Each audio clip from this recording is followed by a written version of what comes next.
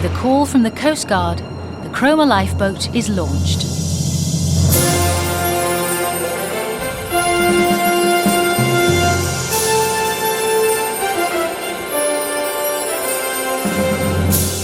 For 200 years, the Cromer Lifeboat Station has guarded the northeast coast of East Anglia, the coastline known as the Devil's Throat.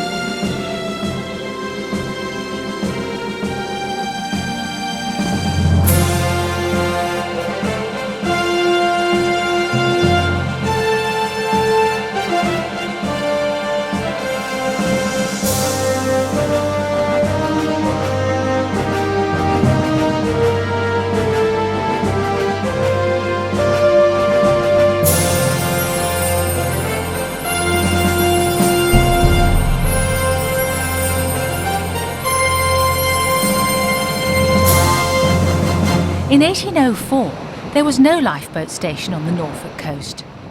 Hundreds of trading vessels plied the coastal waters. Cromer had no harbour, but was a fishing and trading town, with some salvaging and some smuggling when the occasion arose. So there was a seafaring tradition when a notice from Lord Suffield appeared in the Norwich paper inviting those gentlemen, visitants and inhabitants of Cromer who wished to encourage the establishment of a lifeboat to meet at a local hotel. Nearly £700 was raised, and a boat and line-throwing mortar were established. Early records are scarce, but in 1810, when the brig Anna came ashore between Runton and Cromer, the lifeboat saved 15 lives. The next Lord Suffield, a leading member of the committee, extended Cromer's example by promoting an association for preserving the lives of shipwrecked mariners on the coast of Norfolk. Thus, the Norfolk Shipwreck Association was formed, the first county association in Britain. A new lifeboat for Cromer was provided in 1830, an improved design. With better drainage and a deck, she was in action on October the 18th, 1839, to the collier brig Achilles of South Shields. Vessels carrying coal were a common sight on the beaches of North Norfolk until the late 1800s. Sheringham, Munsley and Cromer all received their coal from the Tees by these one-tiders. But many other vessels were simply passing, taking their cargoes to London. The Achilles was such a vessel. The lifeboat did not have a regular crew, but the Pank family were experienced seamen. Captain Francis Pank took the lead that day. Among the crew was Simeon Simons, owner of the bathhouse, and fisherman Henry Nockels. The Achilles had lost her mainmast and topmast. 8 men were rescued and the vessel anchored, no doubt with a view to salvage. In returning to the ship the next day, Henry Nockels was swept overboard and Francis Pank was injured when he fell between the Achilles and the lifeboat. Both men were hauled back aboard. For his gallantry in leading the lifeboat crew in this rescue, Pank was awarded the Silver Medal of the Norfolk Shipwreck Association, the first lifeboat medal awarded at Cromer. In 1857, the Royal National Lifeboat Institution took responsibility for running the station. A new self-righting lifeboat was supplied. 10 years later, Benjamin Bond Cabell gave the lifeboat which carried his name. The following year, she saved 18 from an American vessel. Again, the lifeboat was of the self-righting type, with the high end boxes which contributed greatly to the self-righting properties. It rowed 5 oars each side and could be sailed if necessary. A new boathouse was built at the bottom of the gangway. In 1868, the crew were in action when the schooner Agenoria slipped her anchor and was driven ashore in front of Cromer Lifeboat House. The log records, "A schooner observed at 7 this morning about 4 miles to the northward of Cromer, riding at anchor with a fore topmast gone and sails. She slipped her anchor about 9 o'clock and attempted to weather Cromer, but being a light vessel, waterlogged and lost topmast or otherwise disabled, it was an impossibility for her to do, and when abreast of Cromer, hove up and ran for shore." The Agenoria broke up on the beach. Cromer's coxswain, Bob Allen, recorded the event in the lifeboat's log and signed it with a cross. There was a setback in 1883 when the Benjamin Bond Cabell could not be launched to assist the crew of the Alpha. The Alpha was driven ashore on the West Beach. The lifeboat could not be launched. The crew of the Alpha were rescued when a Coast Guard, John Davis, swam out with a line. An inquiry on the failure of the lifeboat to launch concluded that the self-righting lifeboat was not suitable for Cromer. It was too heavy and did not have enough oars. Coxswain James Davis and his crew wanted a boat like the ones they'd had earlier in the century. They produced a model of the boat. Self-righting was not a priority. They wanted 7 oars each side, not 5, and more curvature in the keel. The institution provided such a boat. It was built at Beeching's Yard in Yarmouth. She was to serve at Cromer 18 years, carrying the name Benjamin Bond Cabell, the same as her predecessor. Under Coxswain Davis and his son and successor, also James Davis, she was launched on service 13 times and saved 31 lives. It was in this boat that a young fisherman, Henry Blogg, first served on the lifeboat crew. One of the Benjamin Bond Cabell's last adventures was to be dragged along the promenade to the West Beach, where the Norwegian vessel Esras was aground. However, she wasn't needed on that occasion. The rocket brigade had fired their rocket from the cliff top. The crew of the Esras was brought ashore without getting their feet wet. Today, it's difficult for us to imagine the sheer effort and determination needed to launch a rowing and sailing lifeboat through the breakers. Only one substantial film sequence exists to show such an event, and that was filmed much later than the events we're recalling here. This sequence shows the Whitby rowing lifeboat being dragged down to the beach for launching. Every available hand is part of the launching party to get the lifeboat to the water's edge. The crew strain at their oars just to punch her out through the breakers. Just such a scene was enacted many a time on the beach at Cromer and around the country. The new century brought a new lifeboat, new launching methods, a redesign of the lifeboat house, and a new coxswain, Jimmy Buttons Harrison. The Carvel-built Louisa Hartwell was named in the summer of 1902 to great celebration. Crowds gathered at the boathouse for the naming ceremony and the launching of the boat. The then Lord Suffield opened the boathouse and presented the new boat to the institution. Local MP Henry Broadhurst accepted it for the Cromer Committee. Lady Suffield then named the boat. The Louisa Hartwell continued to be launched from the beach. Her boathouse and slipway were at the foot of the gangway. Plates on the wheels, named tipping plates after their inventor, made it easier to haul her across the beach, but it was still muscle power that was required to get her to the water's edge and out through the breakers. Then a sail could be used, if the wind was favourable. Buttons Harrison had been a lifeboatman for 41 years, but in 1909 illness forced him to retire as coxswain. He handed command to Henry Blogg, grandson of James Davis. Blogg went on to become a legend in his own lifetime. He would win the gold medal of the RNLI 3 times and the silver medal 4 times, together with the George Cross, the British Empire Medal and a hatful of other awards. Today there are still reminders on the East Beach of the dramatic events of January the 9th, 1917. The rusted plates of the Furnibow can be seen in the sand. She'd been caught in a howling gale and blown in half by a mine. Former coxswain Shrimp Davis, a boy at the time, recalls the rescue and the age of the lifeboat crew. On the 9th and 10th of January 1917, the young men were away at the war and average age was 50. At 6 o'clock in the morning, a Greek ship was in trouble, the Pyron, and they have to row in a gale of wind, there's a gale of wind and rough, get through the surf, get the sail up, get to the crew of the Pyron, and as they're coming ashore, the Furnibow, steaming past, blows in half,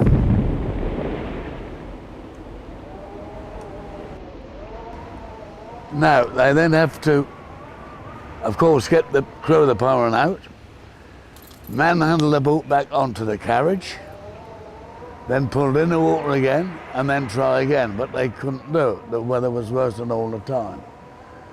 The two halves washed ashore at Cromer, driven ashore. One by the dock, the steps breakwater, and one at the far breakwater. And they couldn't get there. Couldn't get off. The crew on one half of the Furnabow climbed into a small ship's boat, only to be capsized as she neared the breakers on the beach. A chain of helpers, led by a soldier stationed in the town, waded into the water, and the men were saved. Meanwhile, the lifeboat Louisa Hartwell, striving to reach the other half of the Furnabow, had been tossed back onto the beach by the breakers. The Cromer and Sheringham rocket brigades fired their lines, but the rockets were blown aside. Thousands were now watching from the cliff top. The lifeboat launched again. Swinging lamps, glistening oilskins, roaring breakers, and a half hour of battling to clear the shallows was met again with defeat. 5 smashed oars, and victory again for the sea. The fourth launch was near midnight, by the light of searchlights from the cliff. Again, the aged crew hauled on their oars. The lifeboat crested a wave, slid into a trough, and then a green flare. She was alongside the Furnabow, and 11 exhausted men were dragged into the boat, which turned for the beach. I've been over 24 hours rowing and pulling and cold, and I said to every bloke, he was coxswain then, of course, I said to him one day, what sort of men were they? And he said, they were fine old gentlemen, and that's all he said, you know. And you wonder what they went through, wet, cold, all those hours on the beach, getting the lifeboat back. Every time they failed, they had to get the lifeboat back onto the carriage, then into the water again, then try again. 6 or 7 times. You wonder how on earth they stuck it. With the young men of the town away at war, Blogg's crew had an average age of over 50. 2 were nearly 70. They'd battled for 14 hours to save the crew of the Pyron, and then the crew of the Furnabow. For tenacity, physical endurance, unwavering courage and skillful seamanship, a gold medal, 2 silver medals, and a bronze medal for every other crew member were won at Cromer that day. For the first 2 decades of the 20th century, sail and oar remained the sources of power for Cromer's lifeboat. Great physical effort was required to launch through the breakers on an open beach, and for recovery the boat went straight back onto the beach. The present pier had been built in 1900. The decision in 1920 to build a lifeboat house at the end of the pier led to changes in lifeboat provision all along the North Norfolk coast. Now a lifeboat could be launched beyond the breakers. And when the first lifeboat to carry the name H.F. Bailey came to the pierhead station, she had an engine as well as her sails. Other beach-launching lifeboat stations, such as that at Palling, were closed, now that Cromer Lifeboat could provide cover along the coast. The first boat was not popular. Her bows don't make a hole big enough for her stern to go through, or words to that effect, was Blogg's comment. She was soon replaced by another lifeboat carrying the name H.F. Bailey. It was in 1927 that she and her crew proved their worth with the service to a vessel called the Georgia. The last 3 months of that year were long remembered for the violence of the storms that swept across the British Isles. The Georgia was carrying crude oil when she went onto the treacherous Haysborough Sands in a midnight gale. The ship soon broke in two, with half the crew on the stern and half on the bow section. It was the afternoon of the following day before a passing steamer spotted the aft section and took off 16 men. The Galston lifeboat launched and searched through the next day until the crew were exhausted. The volunteer lifeboat Elizabeth Simpson set out from Galston with extra rescue gear. Later, Southwold lifeboat moved up the coast to help. The H.F. Bailey had launched from Cromer before the Galston boat, but found only the deserted stern of the Georgia. Blogg and his crew stood by this section through the nighttime gale because it was a danger to shipping. Then the lifeboat headed home, only to hear of the other missing crew of the Georgia. The lifeboat headed back again to the Haysborough Sands. Late that afternoon they saw the desperate vessel being battered by the seas on the sands. A chance came. Oil from a burst tank gave the lifeboat the chance to go alongside. Bowman Jack Davies threw the lines. As the lifeboat rose and fell alongside the stricken half of the vessel, one by one the Dutch crew were brought aboard. Then the lines were cut away. In a moment of danger, a wall of water threatened to throw the lifeboat back against the Georgia. Without waiting for an order, mechanic Robert Davies threw the engine astern and the lifeboat pulled away. Coxswain Blogg and second coxswain George Balls turned the lifeboat for the harbour at Yarmouth. The coxswain received a second gold medal for this rescue. Coxswain Fleming of Galston received a silver medal, and Coxswain Upcraft of Southwold a bronze medal. When the weather abated and the lifeboat could be brought back to be rehoused at Cromer, Daniel Davison, chairman of the council, was there to lead the welcome to the crew. The local paper called Cromer the proudest town in the kingdom. A special lifeboat dinner was arranged for the crew. Henry Blogg received his gold medal at a ceremony at Westminster Central Hall. The Prince of Wales referred to Cromer's splendid crew and the pride Norfolk had in its lifeboat stations, but did query, mentioning both the Georgia and the Furnibow, whether Blogg insisted that a ship should always break in two before he went to its aid. Just 1 month later, a storm was raging on Christmas Day. Wind and snow brought down telephone lines around the coast, and communication was cut. The men of Cromer's lifeboat crew were enjoying the Christmas evening at home. At 9 o'clock, Cromer Coastguard received a wireless message from the Haysborough lightship. The SS Crawford Castle had collided with the lightship. The crew assembled at the boathouse. Thankfully, damage to the lightship was light. The Crawford Castle was limping further north. The crew stood down and went home. At 11 o'clock on Boxing Day morning came the message that the Crawford Castle was out of control, but now 30 miles further north. The maroon sounded and the lifeboat headed down the slip into a tremendous sea. Henry Blogg and second coxswain George Balls gripped the wheel together. For 30 sea-drenched, wind-battered miles, the crew headed north. At the East Dudgeon light vessel, they learned that the Crawford Castle had regained control and the lifeboat was no longer needed. It was so rough and they were so far north, the port of Grimsby looked a better bet than Great Yarmouth. The coxswain turned the boat for the Humber. At Cromer, no one knew what was happening. The storm was one of the worst known for a lifeboat launch. The lifeboat secretary organised a search of the beaches in case the H.F. Bailey had been driven ashore. With phone lines down and the hours dragging by, the worst was feared. The newspaper prepared its headline for the next day, Cromer Lifeboat Missing. The lifeboat made Grimsby at midnight. The sailors' home opened its doors for them and a welcome sleep. But they were on the first train of the morning, and finally at King's Lynn Station they were able to telephone Cromer with the news that they were safe. Amongst the services to the larger vessels, the tankers and traders that ply Britain's coasts, are the services to local fishermen. 1931 saw just such an occasion when the Sheringham and Cromer lifeboats launched to assist 2 Sheringham Welk boats. The boat Welcome Home was heading through the surf when she was overwhelmed. Sheringham lifeboat picked up 2 of the crew. John Crask was hanging onto a spar. Cromer lifeboat bowman Jack Davies saw his distress, kicked off his sea boots and dived into the icy water. Both were hauled back onto the lifeboat, though it was too late for John Crask. Jack Davies was awarded his second bronze medal for his courageous attempt to save John Crask's life.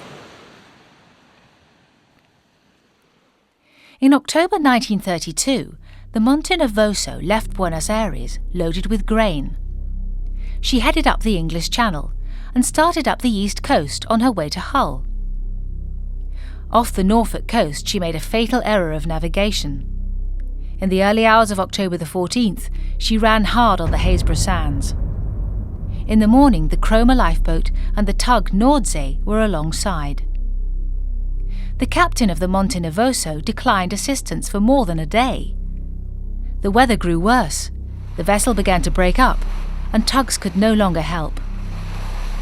Henry Blogg brought his lifeboat alongside and took off the crew, though the senior officers stayed on board. They returned twice more to the vessel, and on the last trip rescued the ship's dog and a number of caged birds.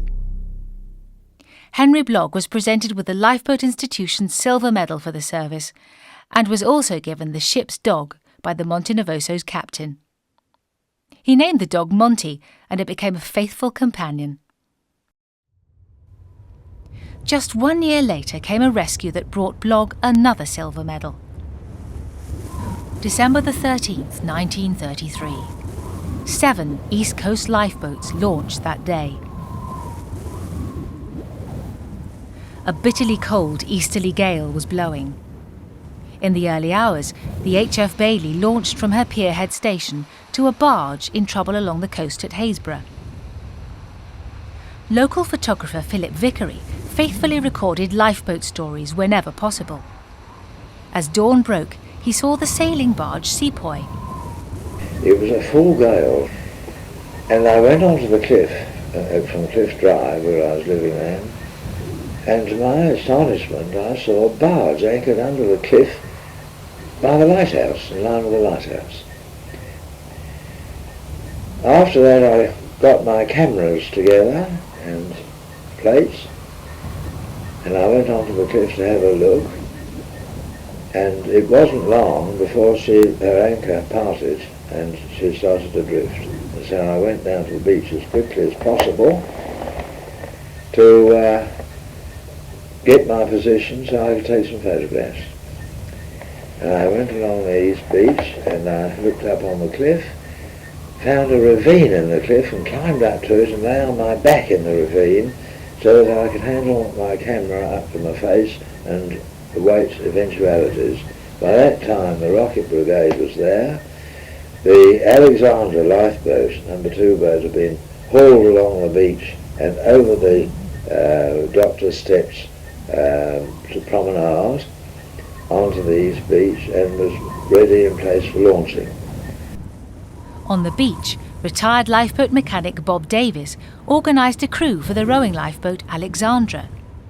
100 men and women gathered at the boathouse to push the number 2 lifeboat to the edge of the roaring surf. Shrimp Davis rowed port bow oar. The rocket operators had got a line aboard, the Sepoy, but they couldn't get off the rigging to haul the breeches buoy in. And that rope was, that line, as we swept past the stern of the boat, was interfering with the rowing of the boat, you know. So I managed to cock my oar up, cut the rope, take a turn round the 4 bollers, hoping that would hold her there till we got the 2 men at the rigging, but it broke and we had it up to shore. Philip Vickery carefully selected when he would use the next of his precious photographic plates. I noticed the bars when she crossed the breakwater gave a shudder, and I think she was holed. And the lifeboat was pulled over. Also the rocket brigade came over to the other beach by the gangway. Another rocket was fired but missed the barge. The line in one of my photographs can be seen with the tail block in the water. And the lifeboat then was relaunched and made a way to get to the barge, but was unable to do so owing to the strong sea and wind. Shrimp recalled, Meanwhile, the Godson lifeboat was sent out to tell the Cromer boat, no radio was then, that this barge was being driven ashore, or short, and 2 men were still in the rigging. They had to come all the way back again in this gale of wind. The men were still in the rigging, hanging on, couldn't get them on all. And it was about 3:30 or 3:15 when the HF Bailey hove in sight, and Blogg summed up the position by circling inside the wreck, and he decided to put the bow onto the side of the seapoy and haul the men off the rigging. Lewis Tuna Harrison had been successful in getting a lifebelt on the motor lifeboat that morning. He recalled the conversation between coxswain Blogg and second coxswain Jack Davis as they approached. What Henry did say, I remember that, was that do we want the drill dog as we go in first time, you see, to get inside the swell, and then he decided that wouldn't work because you had to do the job rather quickly, you know, and it was in and turning and getting on with the job, but he wouldn't have time to mess around with the drill, so he went in without it. Blogg brought the lifeboat down towards the pier, headed from the beach, and then turned out towards the seapoy. He ran the lifeboat up onto her deck. Right on the deck, smack on. Until Davison was killed in the bombing at Street here. He's the one who climbed up. Climbed up on the rigging to help the two down, and then that yard was there as well, but because you couldn't get too many round it, you know, could have one rigging, 2 or 3 others just hung on the best we could till and helped them all down. And soon as he came astern, Henry went out again and decided, well, that was too far to take these, whatever, you know, coal, and so he just turned around and beached her. Blogg had held the lifeboat on the deck of the seapoy, while the 2 frozen men were helped from the rigging. The lifeboat went astern, and with the suffering of the 2 men in mind, Blogg headed the lifeboat straight for the beach. She grounded on the shingle, and a dozen men ran into the water to steady her. As they helped the 2 rescued men and the lifeboat crew ashore, the church bells rang in celebration. The next day, the front pages of the national press carried Philip Vickery's pictures of the seapoy at Cromer. The exploits of the Cromer men were once again news across the country. When the weather abated, the wreck of the seapoy became an object of fascination on the beach. Her cargo of tiles were salvaged and stored for a while on the promenade. The lifeboat HF Bailey, after much exertion, was refloated and taken off for repair. The Lifeboat Institution decided it was time for both boats at Cromer to be renewed, so the rowing lifeboat at the No. 2 station was replaced by the motor lifeboat Harriet Dixon, and a new boat, but with the same name of HF Bailey, came to the Pierhead station. When she arrived, the Harriet Dixon still had to be launched by muscle power. It was not long, however, before tractor launching, pioneered along the coast of town Stanton, was introduced at Cromer. The new HF Bailey caused a minor problem on arrival at the pier. Her funnel was too tall. The blacksmith was called, and the situation soon solved. She was to be the busiest of the Cromer lifeboats, being launched on service 128 times and saving over 500 lives. The service boards in the Cromer lifeboat houses faithfully record far more than we can tell in this presentation. From 200 years of service, we can only give examples of the ordinary and feature some of the extraordinary events that took place off the Norfolk coast. In 1938, Captain Aguiles, captain of the Spanish government vessel Cantabria, was grateful to the Cromer lifeboat crew. He and his family had been rescued after their vessel had been shelled by an auxiliary cruiser in General Franco's fleet. A little bit of the Spanish Civil War had been fought off Cromer and was a foretaste of the greater war to come. The lifeboat's first major service of the Second World War was nothing to do with enemy action, but again treachery of weather and the sands. As the lifeboat headed to sea, the radio operator picked up the faint words, "Oa, Oa." The lifeboat was needed not at the Haysborough Sands, but at the Oa Bank, 19 miles further on. Later, crew member Shrimp Davis would remember this as the most hazardous of rescues, though one seldom recalled. With the lifeboat rising and falling like a cork, alongside the Greek vessel Mount Ida, she took on board 29 men. Tragically, one seaman fell between the vessel and the lifeboat. He died the next day in Cromer Hospital. For supreme gallantry in such testing conditions, Blogg received a further silver medal, and 3 of his crew received bronze medals. Both Cromer lifeboats, the H.F. Bailey at the pierhead and the Harriet Dixon, launched from the beach, were kept very busy during the years of the war. The Cromer station recorded more launches than any other lifeboat station. Conditions of service were different in a number of ways. The Admiralty could issue instructions to the lifeboats. The Maroons could not be used. And aircraft as well as ships were often to be the casualties. Amongst many successful rescues and futile searches, 2 extraordinary events stand out from the war years. In a summer gale in August 1941, a blacked-out convoy and its escorts were making their way down the east coast. A sea mist merged the grey sky into the grey sea. Suddenly, between the East and South Middle Haysborough buoys, 6 of the merchantmen found themselves gripped by the sands. Seamen tumbled from their bunks and captains hurried to their bridges. Frantic signals of full astern were of no avail. Immediately the breakers began their unrelenting destruction. More signals buzzed to Yarmouth and the Humber radio station.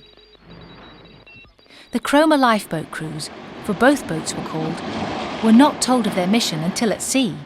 Shrimp Davies said, "We're going to see something today we've never seen before." You know, people think when you try to describe it, how it looked like, people think you're exaggerating or lying, do you know?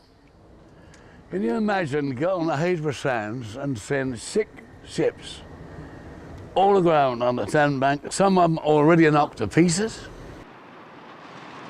On the sands, a destroyer had launched its whaler into steep breaking seas in which it was not expected any boat could live.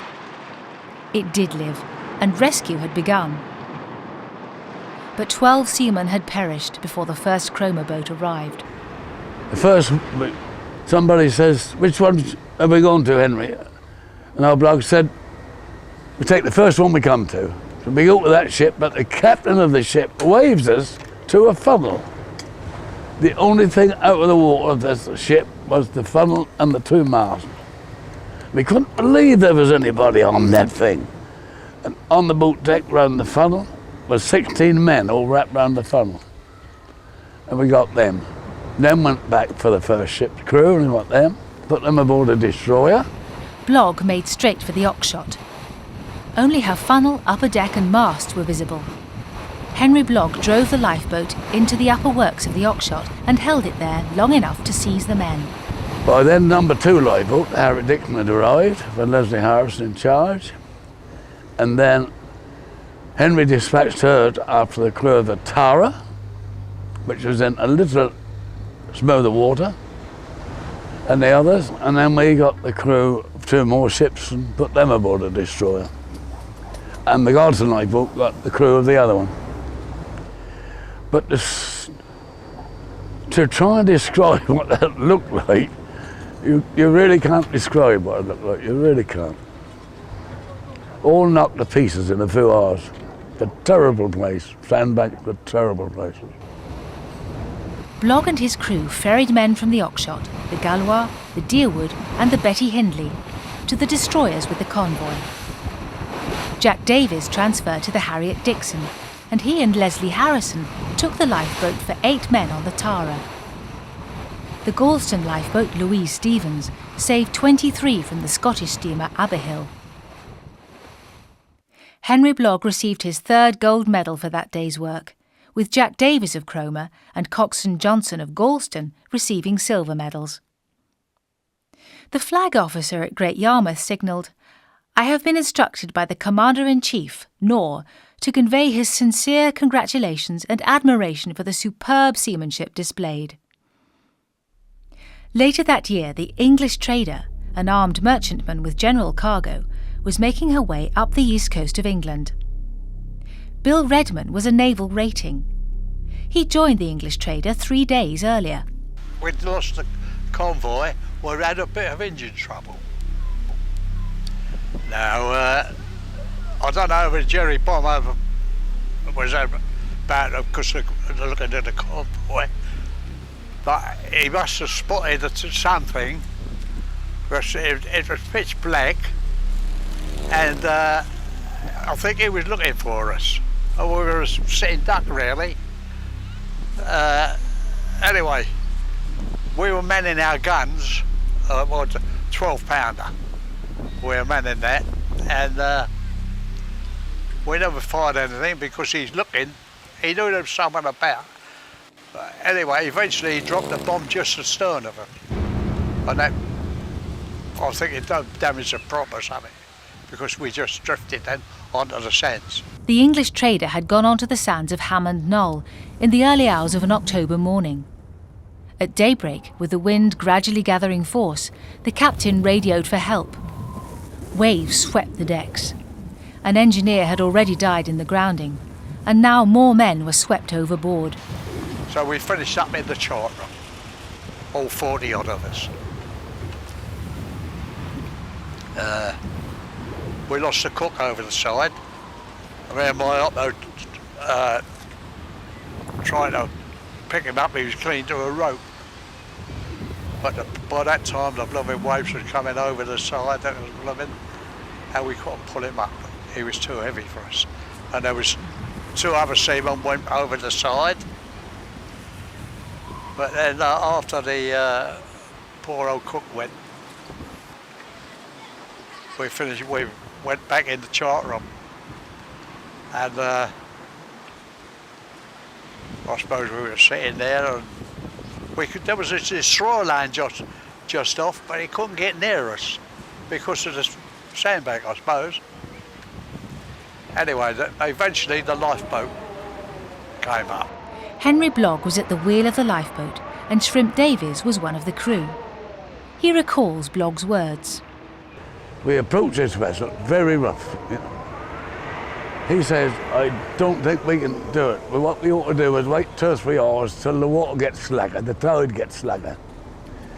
So we lay and wait, and then when if you can imagine sitting there and watch this ship break up pieces, so we think we've got to lose the crew, who are all in the bridge, all up on the bridge. And then we eventually, the younger ones, I included, we eventually persuaded Henry to have another try to rescue these people. And his words were, well, we'll have a go if you like, but we can do more harm than good. Seas was horrible, terrible.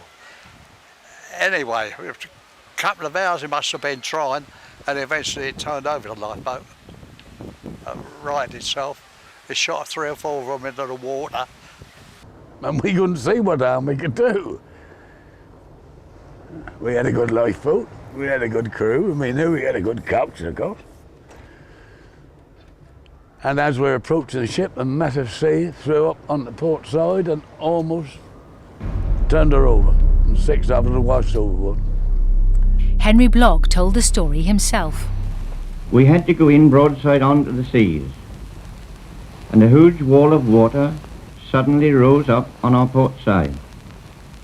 There was a shout of lookout, but before I could even give a half turn to the wheel, I was lifted out of the boat just as though I had been a bit of cork.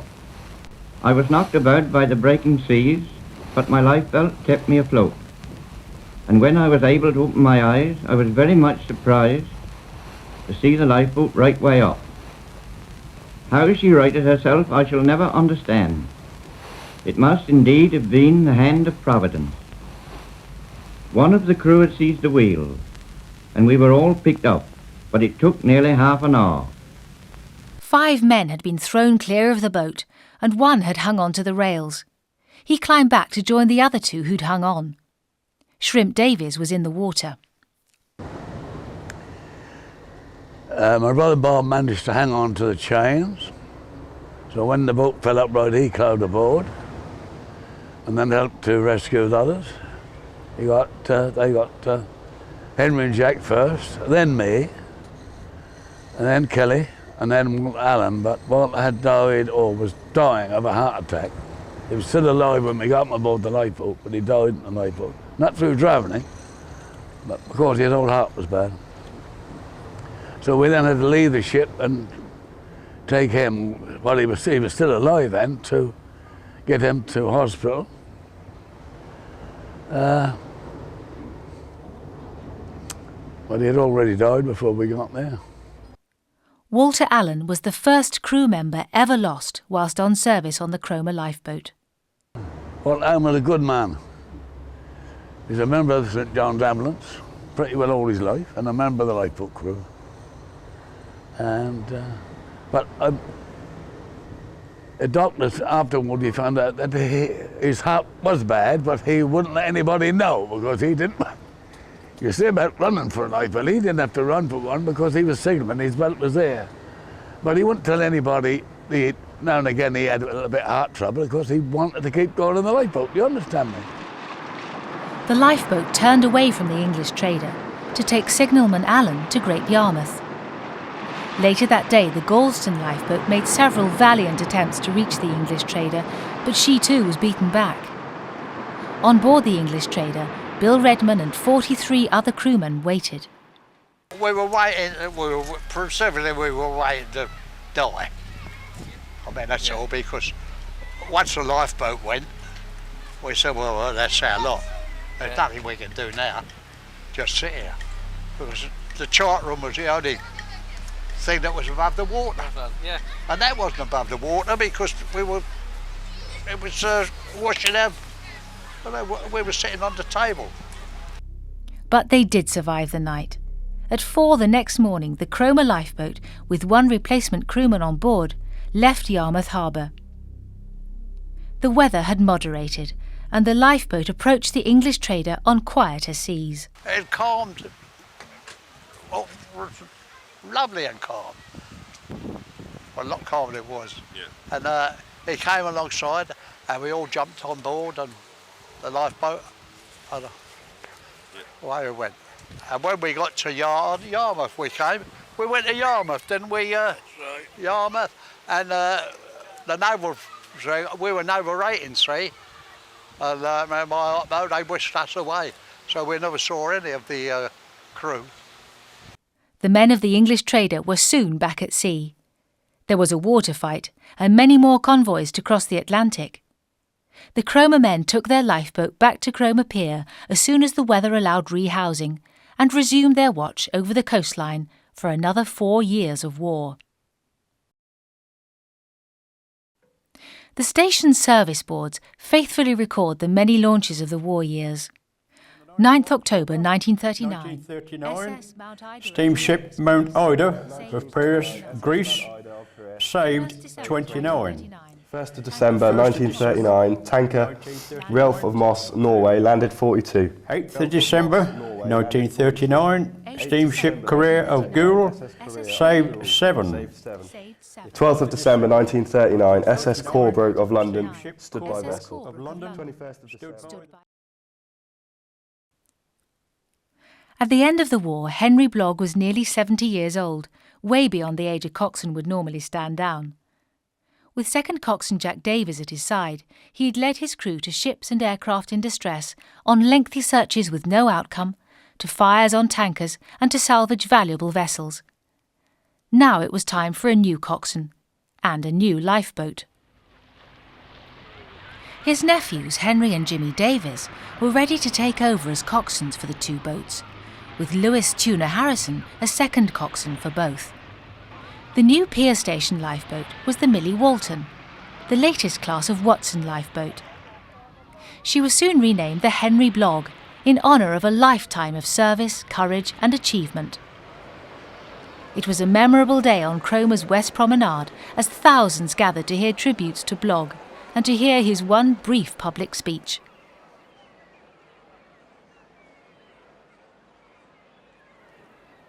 Blogg said, "I am very pleased to accept this boat for the station because I know it's the best boat that's ever been on it."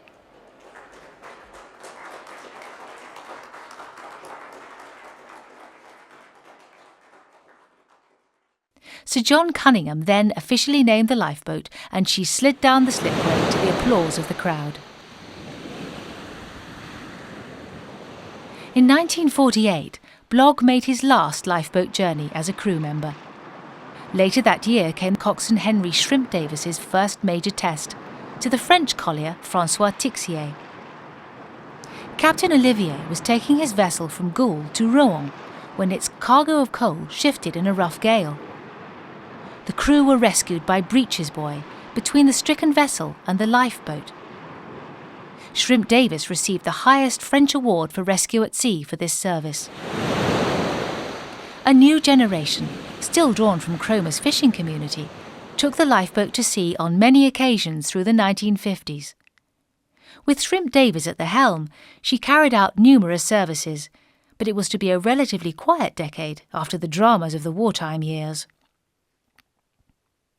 The 1960s brought a new type of service for the lifeboats. The search for oil and gas brought exploration vessels, offshore platforms, rig standby vessels, and new dangers. The lifeboat Henry Blogg launched on extended service in December 1965 when the rig Sea Gem collapsed. Dick Davis was service coxswain on that occasion. 1 year later, Shrimp Davis took the Henry Blogg to another rig in trouble, the Constellation. The Henry Blogg lifeboat was damaged as she left the slipway in heavy seas, and though she was, with difficulty with her steering, able to carry out the service, she never returned to Cromer. As always in heavy weather when rehousing is not possible at Cromer Pier, she made her way to Yarmouth Harbour. Repairs were made to the slipway and alterations to the boathouse. Then the Ruby and Arthur Reed, first of a new generation of boats, came to Cromer. As she reached the pierhead and was hauled up the slipway for the first time, what adventures might lie before her and her crew? This Oakley 48 class was now able to self-right and offered the crew the comfort of an enclosed cabin.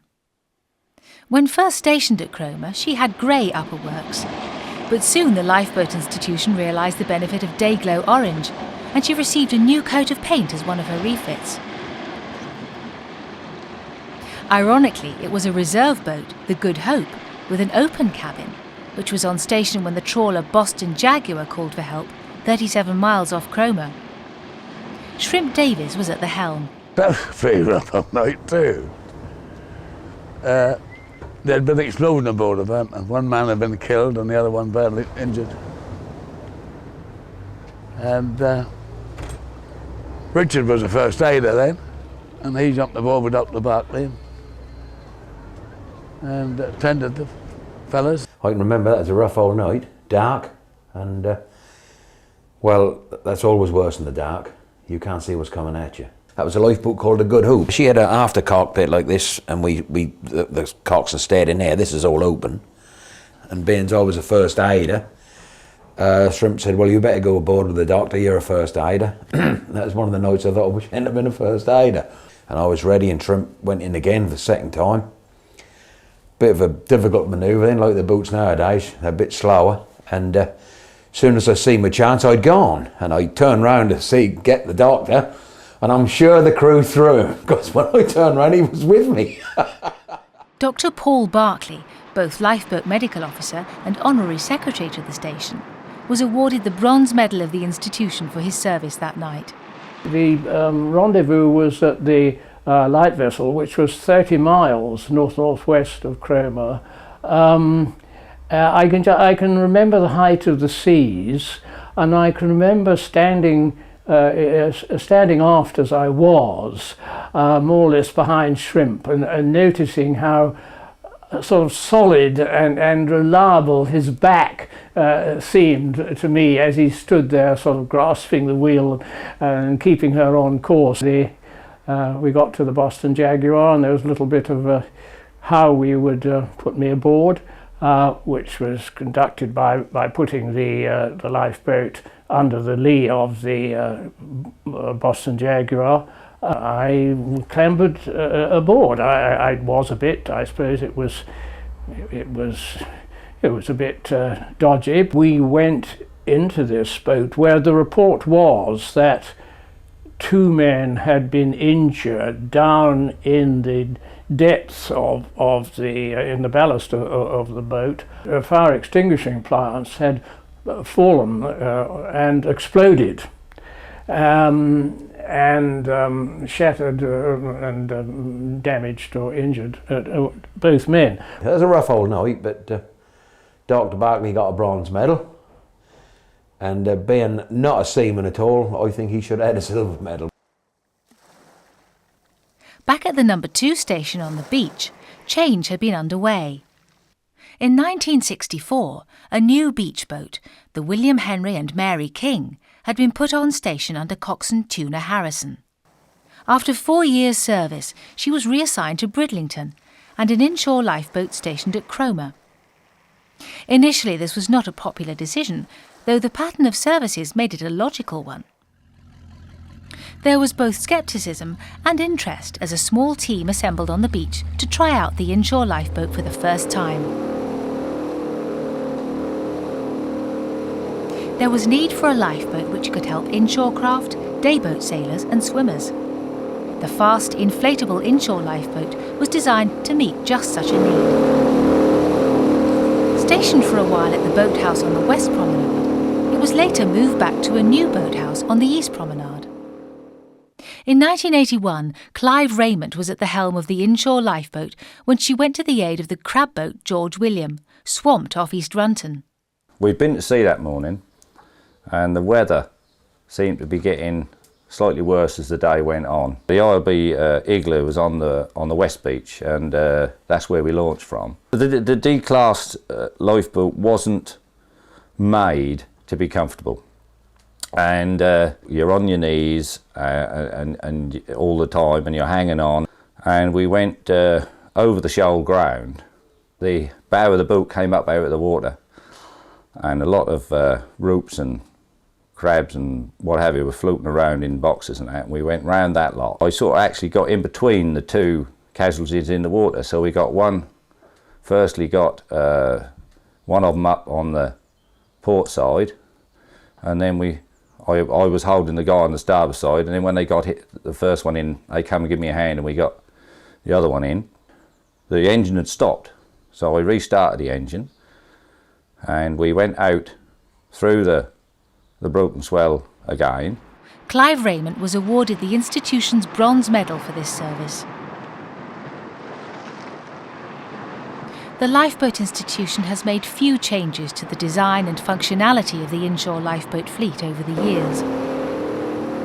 It continues to carry out valuable work, from helping dogs which have swum out too far, to a variety of small craft incidents in the Cromer area.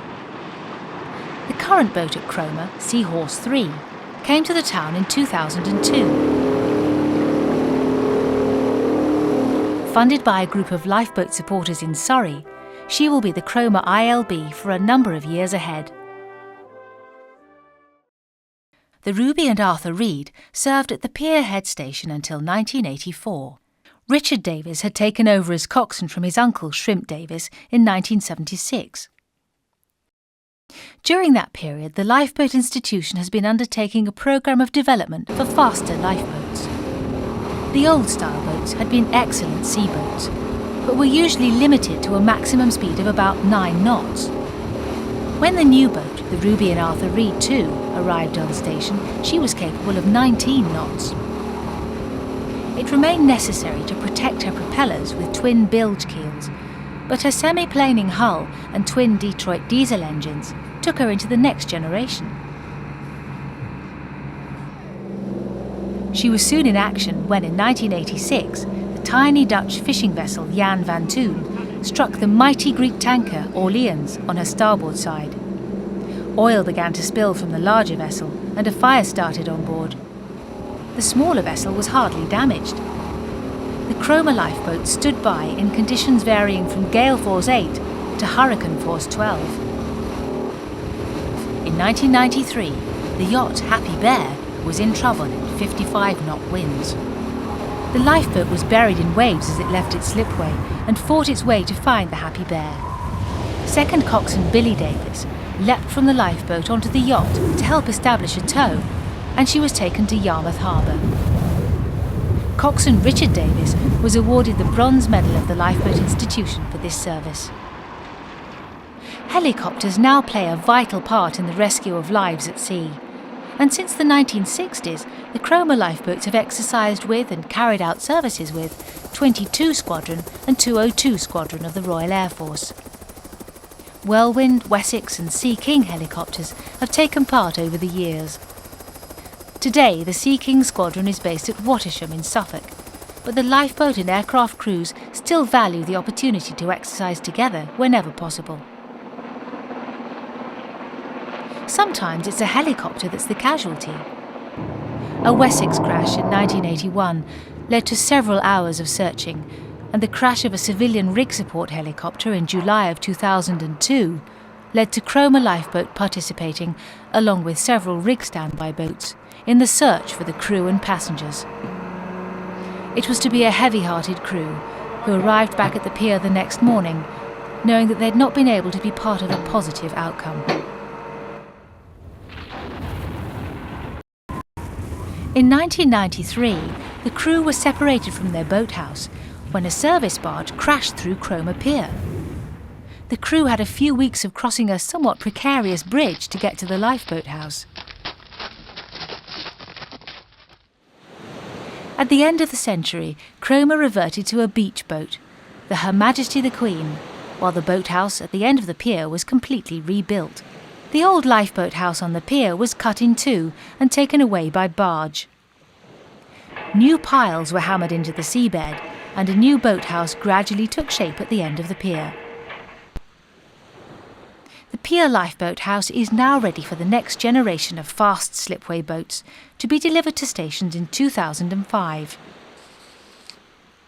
Fully equipped in every way, the boathouse makes a fine modern base for the crew.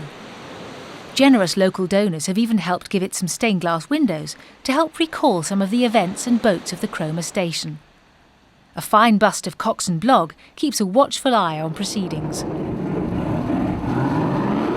The continuing generosity of many donors enables the station to enjoy the latest equipment the Lifeboat Institution can offer. An essential public relations and fundraising occasion is Lifeboat Day, held near the beginning of August every year. The Ladies' Lifeboat Guild and many other supporters in the town and from further afield enjoy a display by the lifeboats on that day. So, in 2004, we celebrate 200 years of the Cromer Lifeboats. 200 years that have seen dramatic developments in the design of lifeboats, the types of problem faced at sea, and systems of navigation.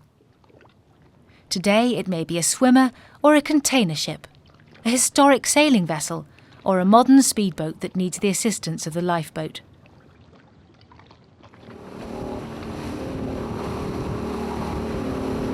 Some things have of course not changed. The single-minded determination of the crews, the dedication of the backup teams, the generosity of people in supporting the Cromer lifeboats, and the capacity of the sea, in calm, gale or storm, to cause human courage and initiative to be called into action yet again.